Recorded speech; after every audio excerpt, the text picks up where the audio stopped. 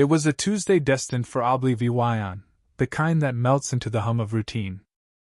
The house smelled of brewed coffee and lemon cleaner, sunlight slicing through the kitchen window, warming the oak floor. James Harper, off from his hardware store shift, battled a stubborn faucet, its drip a 3-week torment. His wife, Sarah, juggled a conference call in the dining room, her laptop drowning in notepads, her 5th coffee gone cold. Their son, Noah, 10 and autistic, entered his therapy room at exactly 9 a.m., his rituals sacred. He closed the soundproof door, lit his blue salt lamp, and sank under his weighted blanket, headphones on, awaiting his Zoom therapy.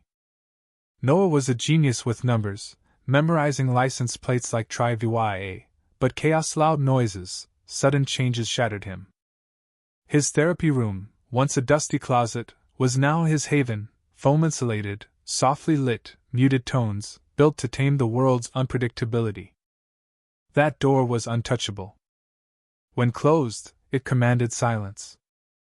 Until it didn't. James was under the sink, wrench in hand, when a pounding rattled the front door sharp, brutal, not a neighbor's tap. The clock read 9:07 a.m. Sarah called. "James, I'm on with clients." He wiped his hands and cracked the door. 2 men loomed, broad and rigid, in navy polos emblazoned. HOA enforcement. No badges, no IDs, no marked vehicle. The taller one, in a tactical vest, gripped a clipboard. The shorter one, a VY8 sunglasses gleaming, smirked. "Complaints about unauthorized modifications," the tall one said, voice robotic. "We're inspecting." James's stomach nodded. "Complaints? From who?" They ignored him. "Illegal room conversion." "We need inside." James stepped forward. "That's my son's therapy room." City approved. HOA has no jurisdiction. The short one sneered. "Think again." His smugness lit James's fuse. These weren't officials, they were wolves in cheap uniforms. James blocked the doorway. "Show paperwork or get out." The short one shoved him, shoulder slamming James's chest. The door crashed open. Both men stormed in, MOVYing with chilling precision. "Stop!" James yelled, stumbling. Sarah rushed from the dining room, eyes wild. "What's happening?" The tall one pointed down the hall. "That the room?" James barred the way. "Leave!" The short one got in his face, a scar glinting above his collar. "Move!" Then, a sound Noah's piercing wail, raw with terror, the kind that erupted when his world collapsed. They'd opened his door. James lunged, but the tall one pinned him to the wall, a framed photo shattering. Sarah screamed. "No!" Through the half-open door, James saw Noah, curled in the corner, hands clamped over ears, eyes lost in panic. The short one grabbed the therapy door and, with a gut-wrenching crack, ripped it off its hinges, wood splintering, metal screaming. It collapsed like a broken vow. Noah's haven was defiled. "You're in violation," the tall one droned, as if reading a script.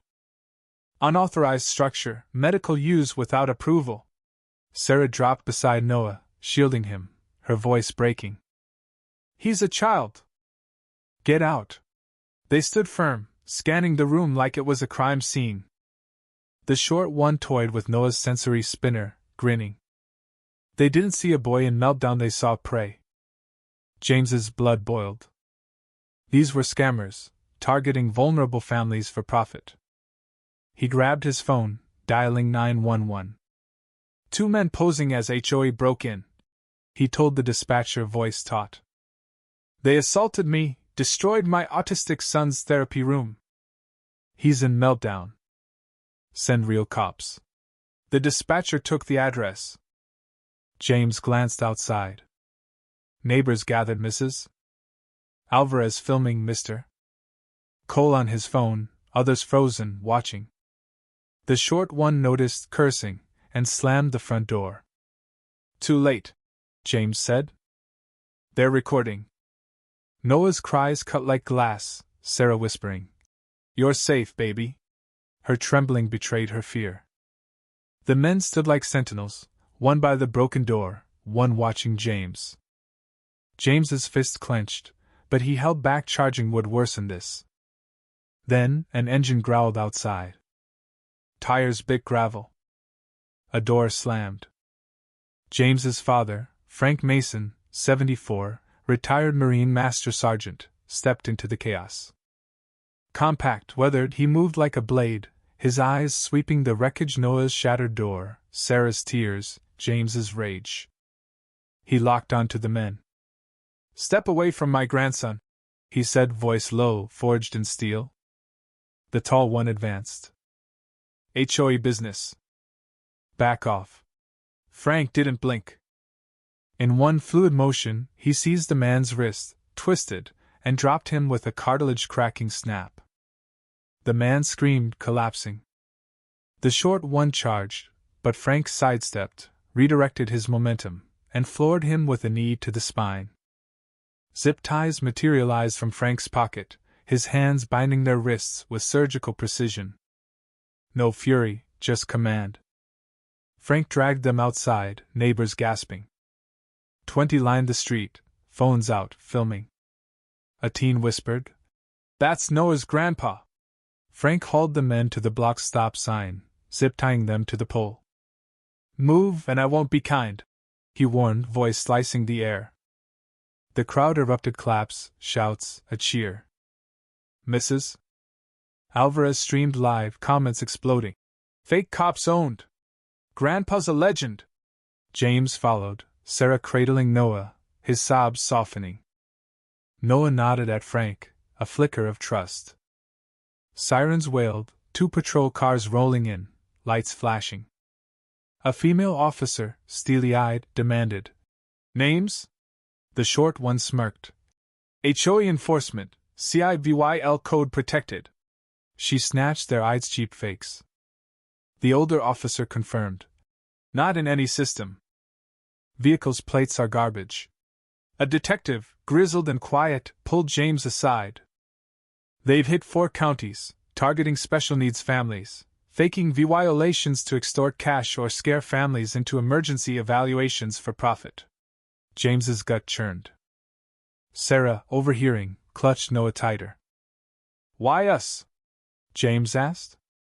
"Noah's room, VY Seibel from the yard. They scout weaknesses." The crowd roared as the men were cuffed, their arrogance crumbling. A reporter arrived, filming. "Fake HOA thugs invade autistic boy's sanctuary, stopped by veteran grandfather." The story went VY Relax, Reddit, news outlets. At a fiery community meeting, neighbors split. Some, led by Mrs. Walsh, defended the HOA, accusing James of provoking, with post-incident cameras. Others, like Mr. Cole, rallied for Frank, citing similar scams. A protest flared. Walsh's group waved signs. "HOA keeps order." Cole's crew countered, "Protect our kids." Frank stayed silent, his presence a gavel. Later, a note slid under James's door. "Expose us, and you'll lose more than a door." The detective tied it to the scammers' network, a syndicate profiting off fear. The therapy room was rebuilt in 48 hours, neighbors pitching in. Tom, a contractor, donated lumber. Mrs. Alvarez brought sensory toys. Noah stayed mute, ghost-like, until one morning, tugging James's sleeve. "Grandpa stopped the bad guys," he whispered. James dropped a mug, shattering it. Sarah rushed in, and they wept, Noah's words a beacon after 72 hours of silence. Frank spoke at a packed town hall, his Marine jacket crisp. "People fix what's broken," he said. "I just guarded my family." The applause shook the room, a call to action. CNN, NPR, and advocacy groups amplified the story. Letters flooded Ina mother. "You gave me strength." A teen sent Noah a comic of Zip Tie Grandpa. The stop sign became a monument. Neighbors left flowers, a flag, a spray-painted creed. Justice stood here. Laminated screenshots of Frank's stand appeared, captioned, "This is defiance."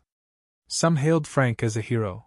Others, like Walsh, muttered his zip ties were reckless vigilantism. Online, debates raged: was Frank's force righteous, or did it flirt with chaos?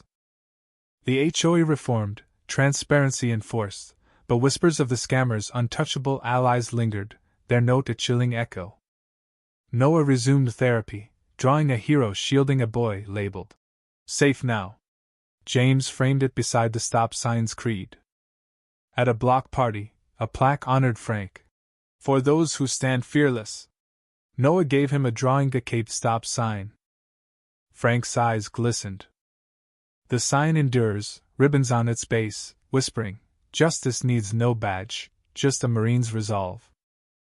If you were the one in this story, how would you react? Would you stand up and fight back, or accept the unreasonable pressure and control from the HOA? Share your thoughts in the comments below. And don't forget to subscribe, like, and share this video with more people.